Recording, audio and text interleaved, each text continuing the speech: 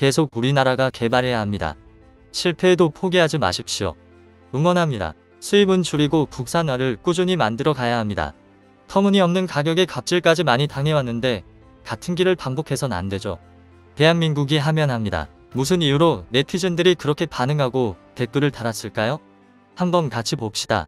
영하 40도에 끝없이 펼쳐진 알래스카 설원 위에서 한국 기술로 만든 한국형 헬기 수리온이 하얀 눈들을 흩뿌리며 힘차게 날아올랐습니다.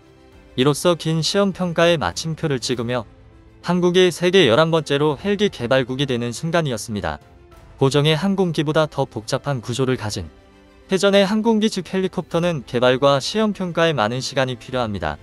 평균 10년의 개발이 걸리는데 수리온은 2006년부터 개발하기 시작해 3년 만에 1호기를 만들었고 이듬해 초도 비행에 성공했으며 2년간의 비행시험을 단 한 건의 안전사고 없이 마쳤습니다. 2012년 전투용 적합 판정을 획득하고 마지막 관문인 실환경 좋은 비행시험마저 통과함으로써 한국 항공의 새로운 역사를 쓰게 되었습니다. 마지막에 실시한 저온 비행시험의 경우 많은 선진국에서 저온 상태에서 기체 결함이 발견되거나 항공기가 손상되어 그대로 돌아가는 경우가 많다고 합니다. 수리온은 영하 32도까지 운용 영역을 인정받으며 2차 저온 시험 만에 통과해 그 우수성을 인정받았습니다.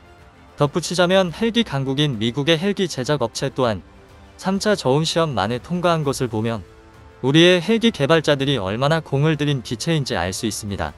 헬기는 산악지형이 많은 우리나라의 특성상 꼭 필요한 항공무기 체계입니다. 수리온도 한반도 산악 여건을 고려 백두산 높이의 고공에서도 제자리 비행해버리니 가능하도록 개발되었습니다. 꼭 산악지형이 아니더라도 헬기는 기동성과 화력을 위해 꼭 필요합니다. 헬기와 전차는 육군기계와 자동화의 양대 핵심 전력인데요. 적들보다 유리한 지점을 선점하기 위해 보병들이 아니면 장갑차가 열심히 달려도 어떤 지형이든 상관없이 신속하게 실어 나르는 헬기를 당할 수는 없습니다. 또 전차들 뚜껑을 까는 것도 호버링 상태에서 대전차 미사일을 쓸 수 있는 헬기이기에 가능합니다. 헬기는 하늘을 나는 보병이자 하늘을 나는 전차인 셈입니다. 현재 우리 군의 보유 헬기는 약 700대로 세계 7위의 항공력을 자랑하지만 모두 외산입니다.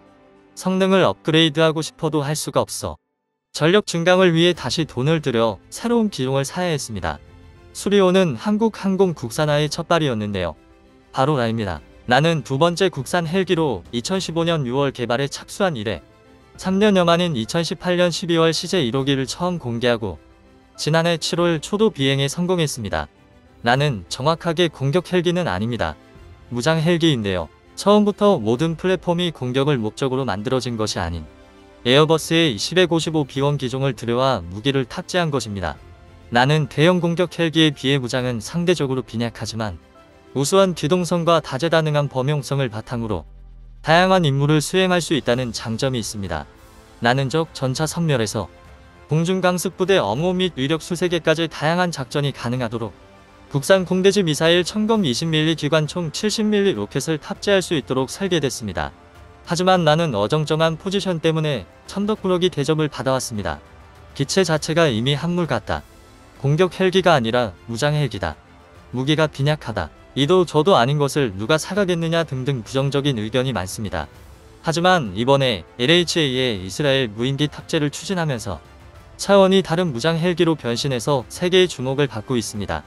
지난 4일 한국 항공우주산업카이은 이스라엘 최대 항공우주 제조업체 IAI와 복합 운영체계 협력을 위한 업무협약을 체결했다고 밝혔습니다.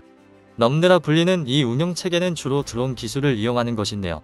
수리온과 라에 탑승한 몸티 조종사가 무인기를 발사하면 무인기는 지시된 임무에 따라 정찰을 통한 탐색 구조 임무를 하다가 필요하면 무인기에 내장된 탄두를 이용해 주요 표적들을 자폭 공격할 수도 있습니다. 헬기는 멀리서 드론만 조종하면 되는 것으로 헬기의 공격력과 생존력 모두를 높일 수 있습니다. 그동안 헬기의 약점 중에 하나가 기체 생존력이 낮다는 것인데요. 근접 사격을 위해 적에게 노출될 수밖에 없습니다. 아이러니하게도 라이기의 유무인 복합 운영 체계가 가능했습니다. 아파치나 코브라 공격 헬기는 동체가 좁아 무인기를 탑재할 공간이 없습니다. 하지만 수리온과 라는 조종사 2명의 좌석이 나란히 배치된 병렬 방식으로 조종사와 부조종사의 좌석이 앞뒤로 나란히 배치된 텐덤식이 아니라는 것이죠.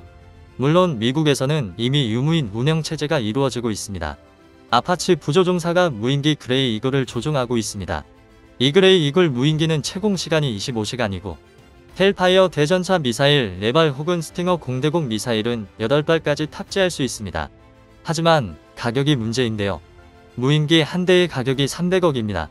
4대를 한 세트로 무장하니까 아파치 한 대의 무인기 운용을 하려면 1200억 원 이상이 듭니다. 이번에 넘기에 운용하는 소형 무인기는 한 대당 10억에서 20억 수준입니다.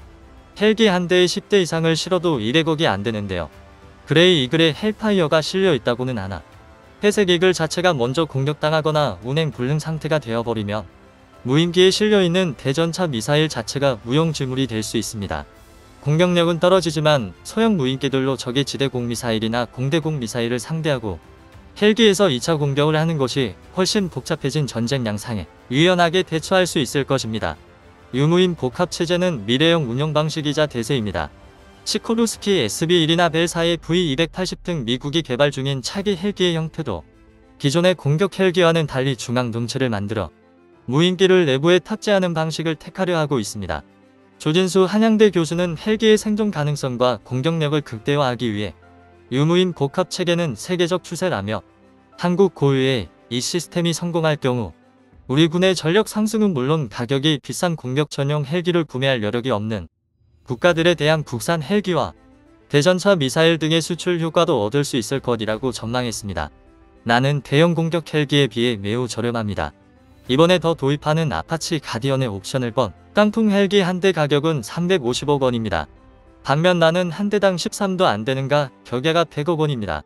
소위 가성비 최고라고 할 수 있는데요.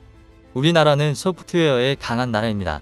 기존의 것들을 합치고 새로운 것을 덧붙여 내는데 일가견이 있습니다. 석유 한 방울 나지 않는데 석유를 수출하는 나라이고 아몬드 하나 나오지 않는데 아몬드 가공식품은 우리나라가 꽉 잡고 있습니다. 소위 가공에 일가견이 있습니다. 전무한 항공기술로 만들어낸 무장 헬기에 미래형 무기를 탑재해 세계 주목을 받는 것입니다. 시작은 미국 약화내고 끝은 창대하리라 라는 말이 있습니다. 우리는 짧은 기간에 눈부신 경제 성장의 기적을 자주 이야기하지만 무기 분야의 기적에 비하면 경제 분야의 발전은 오히려 식은 죽 먹기일 수 있습니다. 자국의 전력에 해당하는 무기 분야는 기술 유출을 극도로 꺼리고 있습니다. 미국의 F-22 랩터 같은 경우는 아예 수출을 금하고 있기도 합니다. 이런 상황에서 우리 국방기술은 그야말로 맨땅에 헤딩하는 심정으로 지금의 군사 기술력을 갖게 되었습니다. 아직 멀긴 했지만 군사 각 분야에서 국산화 시도가 이루어지고 있고 속속 성공하고 있습니다. 세계 여러 나라가 이런 우리의 국방 기술력을 인정하고 있습니다. 최근 미국 보잉사의 아파치 헬기 면허 생산 제한을 했다는 소식이 들려왔습니다. 이는 현재 우리나라가 개발 중인 라와 무관하지 않다는 게 전문가들의 입장인데요. 맘티 기술을 갖춘 나가 완벽하게 상용화된다면 한국은 더 이상 외산 헬기를 수입할 필요가 없어지기 때문인 것이죠. 현존하는 세계 최고의 공격 헬기 아파치 가디언은 현재 영국과 일본만이 면허 생산을 하고 있습니다. 면허 생산을 한다는 것은 그래 너희 기술이라면 부품 주면 문제없이 만들 수 있을 거라는 기술력 인정과 함께 조립하면서 얼마든지 뜯고 맛보고 즐겨도 좋다는 일종의 기술 공유를 허가한 셈입니다. 일본에서 아파치를 면허 생산으로 만드는데 가격이 한 대당 1000억이었다고 합니다. 500억이면 들여올 수 있는데 말이죠. 그리고 보잉사는 아파치의 새로운 기종 생산에 들어갔습니다. 일본에 준 것은 구모델이 된 셈입니다. 일본의 방산 비리일 수도 있고 기술 습득에 대한 대가라고 생각할 수도 있지만 결코 면허 생산 방식이 좋은 것만은 아닌 것 같습니다. 그런데도 우리의 항공 기술을 한 단계 향상하고 헬기다운 헬기로 중무장할 기회라는 의견도 만만치 않습니다. 군 실무자들의 입장도 다를 수 있습니다. 군인들의 생명과 직결된 문제이니까요. 이승도 해병대 사령관은 지난해 10월 26일 국회 국방위원회 국정감사에서 국산 무기를 구매하라는 정부 방침에 정면 반발하는 듯한 발언을 했습니다. 기동성과 생존 가능성이 보장되는 헬기 공격 헬기다운 헬기가 필요하다. 해병대 수장이 국회에서 작심 발언을 했는데요. 현재 해병대 차세대 공격 헬기 도입 사업이 한창입니다. 현재 거론되고 있는 마리온보다는 아파치나 바이퍼 같은 외국 기종의 공격 헬기를 원한다는 것입니다. 미국이 던진 미끼를 확 물 것인지 아니면 아예 미흡하고 좀 모자라지만 우리의 길을 갈 것인지 수사움을 하게 생겼습니다. 이번 보잉사의 면허 생산이 일종의 소문일 수 있습니다. 제안을 받았다는 것은 거의 확실하지만 이미 해프닝으로 끝났을 수도 있습니다. 하지만 각 국방 분야에서 국산 무기화냐 성능 면에서 우수하고 안정성이 입증된 외산이냐는 늘리는 논란이고 쉽게 결정할 수 없는 부분이기도 합니다. 분명한 것은 면허 생산을 제한하는 측에서 손해를 보면서 우리나라 방위산업을 돕기 위해 제한하는 것은 아니라는 점입니다. 미국도 고정익보다 30년 이상 개발이 늦을 정도로 회전익 분야는 개발이 까다롭습니다. 그런데도 특히 우리나라의 경우 북한과의 근접전인 상황을 감안하면 군전력에 없어서는 안 될 무기 체계이기도 합니다. 헬기에 대한 더 많은 투자와 연구가 필요한 이유이기도 합니다.